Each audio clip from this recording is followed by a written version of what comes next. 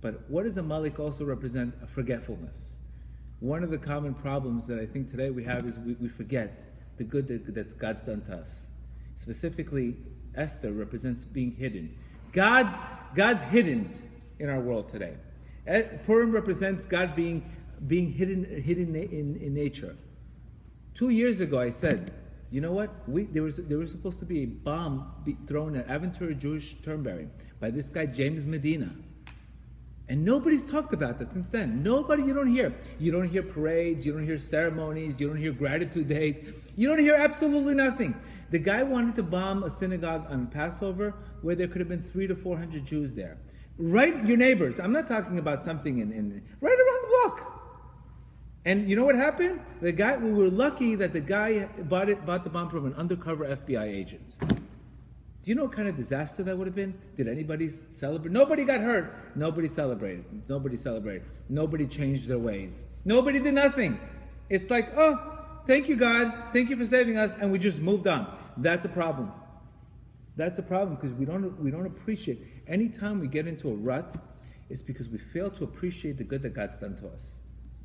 This is a common problem of forgetfulness. We have a long-term memory for trauma, short-term memory for gratitude. We need to switch it around. This is our problem today, and I can't tell you enough. There's no way you can get to see your Creator, to attach yourself to your Creator without the praise first. And if we forget how good God's done to us, and all we remember is all our problems and all the things we got to deal with, and all the headaches in our life, then what happens? We lose the vitality. But God is constantly doing miracles for us. This Aventura could have been a massacre. 17 people died in Parkland. This could have been hundreds.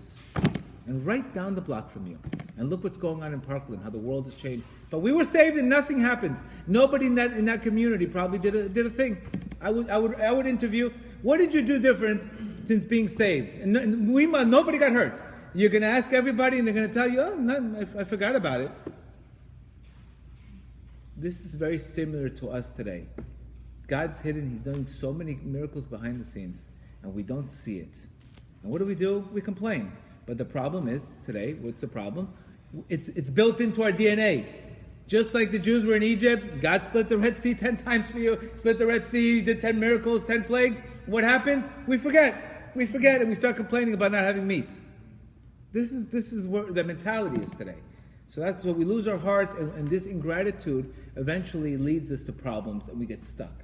So the first thing is, Purim should be a day of gratitude. Just say, anybody who lives in Aventura should say, you know what? Every single time I pass by that synagogue, I look at the miracle that God did.